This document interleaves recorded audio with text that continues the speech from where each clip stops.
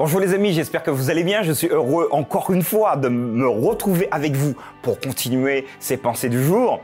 Je vous invite à avoir une réflexion aujourd'hui sur une fête à laquelle Jésus a participé. Restez avec moi.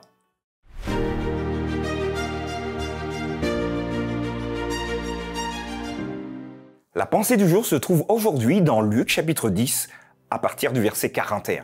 Marthe, Marthe, tu t'inquiètes et tu t'agites pour beaucoup de choses. Une seule chose est nécessaire.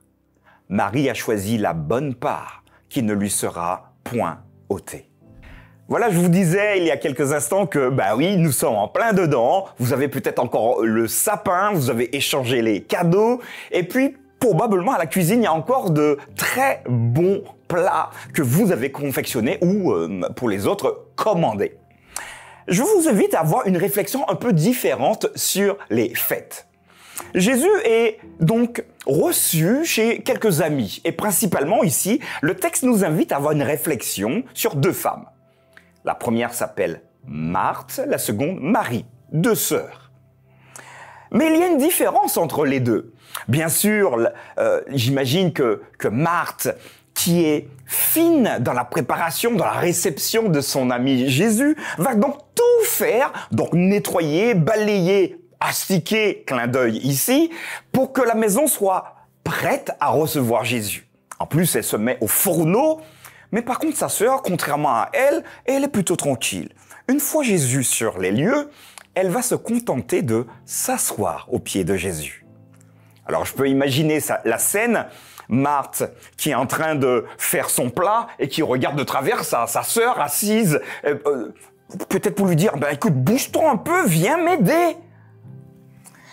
Visiblement, Jésus a aperçu le poteau rose et il va simplement lui dire, écoute Marthe, en d'autres termes, merci pour ce que tu fais, c'est génial, mais tu te casses la tête pour beaucoup de choses. Et dans sa continuité, Jésus va lui rappeler, écoute, une seule chose est nécessaire. En d'autres termes, une seule chose est au-dessus de toutes les autres. Et ça, c'est intéressant. Marie, donc sa sœur, celle qui faisait rien, quelque part, a choisi, dit Jésus, la bonne part, qui ne lui sera point ôtée. Voilà, me semble-t-il, une réflexion pour vous, pour moi également, alors que vous êtes dans cette période de fête avec vos amis où les plats sortent d'affilée, vous mangez de très bonnes choses et je vous invite vraiment à faire attention, donc à rester équilibré. Mais puisque Noël, la période de Noël est derrière nous maintenant et que certains préparent déjà le nouvel an, avez-vous pensé à ne pas louper l'élément le plus important? La bonne part. Je nous rappelle, et j'aimerais vous le rappeler également, que oui, les fêtes, c'est bien pour se retrouver, pour se ressourcer, pour passer des moments conviviaux ensemble. Et je vous encourage vraiment à avoir les fêtes parce que très souvent, les chrétiens, ils fêtent jamais. Ils ont toujours un visage fermé. On a l'impression que le chrétien ne doit pas s'amuser. Amusez-vous. Faites-le sainement, mais bien sûr, amusez-vous. Et là, n'oubliez surtout pas dans vos amusements d'avoir un temps particulier. Un temps où on va recentrer les choses. On va se dire, oui, voilà, c'est quand même le Seigneur qui nous permet de vivre ces moments forts. Je vous invite, en tout cas, pour ceux qui n'ont pas eu l'occasion de le faire, vous avez passé donc ces fêtes de Noël. Maintenant, vous pouvez, puisque les repas sont terminés, les cadeaux échangés, parfois revendus sur certains sites. Bon, là, on n'en parle pas.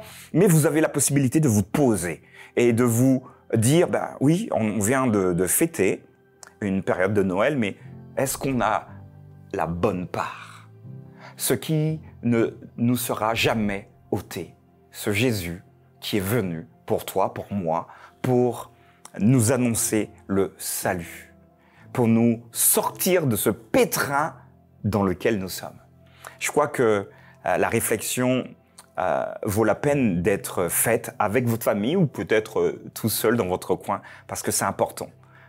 Faites, oui, mais l'essentiel ne doit jamais, je le redis, l'essentiel ne doit jamais sortir de notre tête.